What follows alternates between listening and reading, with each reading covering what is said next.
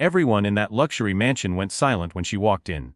The room full of diamonds and designer suits froze, because the woman they were all laughing about just stole the spotlight without saying a single word. You won't believe what happened next. But before I tell you, make sure you hit that like button and subscribe, because this story will change the way you see people forever. He was the kind of man who thought money could buy everything. Michael Donovan, 42 years old, millionaire CEO, living in a glass mansion perched over Los Angeles. He'd built his empire from scratch, or at least that's what he told himself. But in truth, it was inherited wealth handed down from a family that believed appearances were everything. He wore arrogance like a tailored suit, and to him, people were measured not by their hearts but by the brands they wore. It was Friday night, his favorite kind of evening. Champagne laughter, shallow compliments, and people pretending to admire him. He was hosting his annual, summer white party, an event where everyone had to wear white, crisp, elegant, spotless. It was his way of showing power, of controlling every shade in the room. Among the staff cleaning up before the party was Ruth, a black cleaning lady in her late 50s. She'd been working there for months, quiet, humble, always doing her job with grace. Her hands were rough, her back ached, but her eyes held wisdom, kindness, and a dignity that no diamond could match. She often hummed old gospel songs while cleaning, her soft voice echoing through the empty mansion long after the guests had gone home. Michael never really saw her. To him, she was part of the background, like the furniture. Until that night, earlier that afternoon, Michael and his friends were joking around while the decorations were being set up. His business partner Lucas said with a smirk, "Hey Mike, why don't we invite your cleaning lady tonight? Wouldn't that be hilarious? She'd probably come in her uniform." The group burst into laughter. Michael grinned, amused by the absurdity. "You know what," he said, sipping his scotch. "Let's do it. Let's see what happens." He called out to Ruth while she was polishing the floor. "Hey Ruth, we're having a party tonight. You're invited." She froze, surprised. "Me, sir?" "Yes, you. Can I dress your best?" he said mockingly. She looked at him for a moment, unsure whether he was serious, then smiled faintly. "Thank you, Mr. Donovan. That's kind of you." As she left that evening, Lucas laughed. "Man, this is going to be priceless." Michael smirked. "Yeah, let's see if she actually shows up." But Ruth wasn't a fool. She'd heard the tone, the snickers. She knew what they meant. She'd spent a lifetime around people who thought they were better than her. People who mistook her silence for ignorance. But that night she decided she wouldn't be the punchline to anyone's joke. She went home, stood before her mirror, and for the first time in a long while, looked at herself, really looked. The tired lines, the graying curls, the eyes that had seen too much struggle, and she smiled softly. "Let them laugh," she whispered. "God's not done with me yet." The evening of the party came. The mansion glittered with lights, music pulsing through marble halls. Guests in elegant white attire filled the space, their laughter bouncing off crystal chandeliers. Michael was in his element, shaking hands, posing for photos, playing the perfect host. Then the room fell silent. A black limousine pulled up outside. The valet rushed to open the door, and out stepped Ruth. But this wasn't the Ruth anyone had seen before. She wore a long, flowing white gown that shimmered under the lights, with silver earrings that danced every time she moved.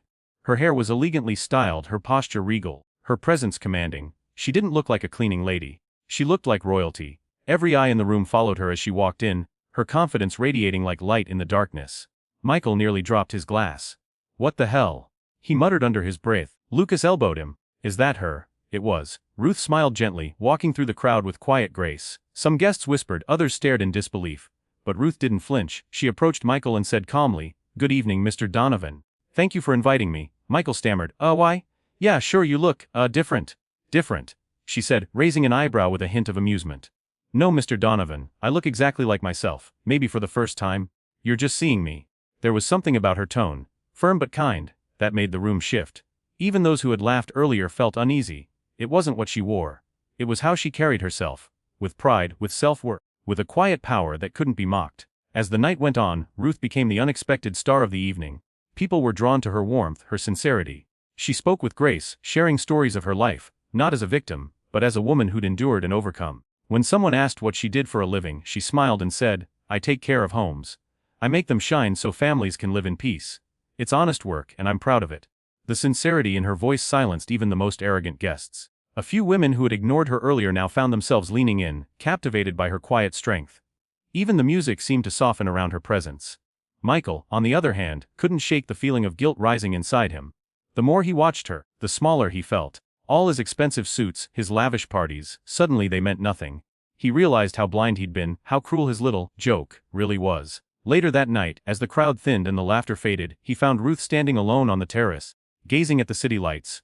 He approached her slowly. "Ruth, I owe you an apology." She turned, her expression calm. For what, Mr. Donovan? For inviting you as a joke. For not seeing you for who you really are. Ruth looked at him kindly.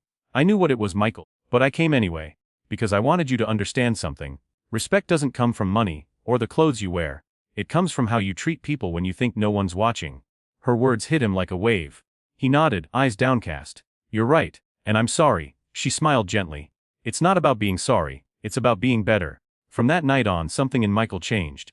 Slowly, he began to see the people around him differently, not as tools or decorations but as human beings. He started treating his staff with kindness, listening to their stories, learning their names. The mansion that once echoed with empty laughter now filled with genuine warmth. And Ruth, she didn't just continue cleaning his house. She became his advisor, his friend, even the heart of his home.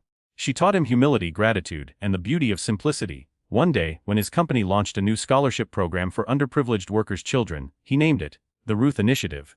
When asked why, he simply said, because she reminded me what true worth looks like. The years later, during a television interview, Michael was asked, what was the moment that changed your life? He smiled softly and replied, it was the night a cleaning lady walked into my party and showed me what real class looks like. And that, my friends, is why you never underestimate the power of humility, dignity, and self-respect. Ruth didn't need money to shine. Her confidence and grace made her unforgettable. Remember, life has a way of humbling those who think they're above others. So if this story touched your heart, if it reminded you to see people for who they truly are, not what they have, then hit that like button, subscribe for more inspiring stories, and share this video with someone who needs this message today. Because kindness, my friend, is the most expensive suit you'll ever wear.